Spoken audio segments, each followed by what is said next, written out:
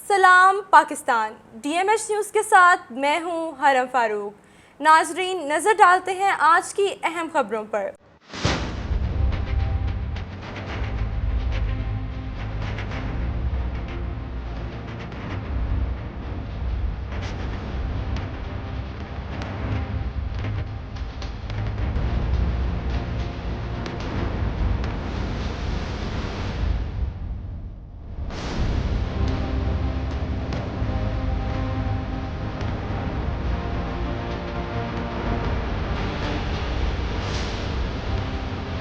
Police का मुकामी गुंडों से मिलकर नाजायज कब्जे की कोशिश, खवातीन समेत कई अफराद जख्मी, अहल इलाका सरापा एहतजाज। कसूर के नवाई गांव छोटी हवेली नथोवाली में SHO थाना सदर कसूर की मौजूदगी में मकामी गुंडों ने जमीन पर नाजायज कब्जा करने के लिए गरीब खानदान पर धावा बोल दिया। लातों भौंसों और डंडों की बरसात, पिस्तौल के बट से कई खवातीन जख्मी हो गईं। नाजायज कब्जे के खिलाफ अहल इलाका सरापा एहतजाज बन गए। वजीर आला पंजाब मरीम नवाज से नोटिस लेने की अपील कर दी। 1122 रेस्क्यू एहलकारों ने आकर जख्मियों की मरहम पट्टी की।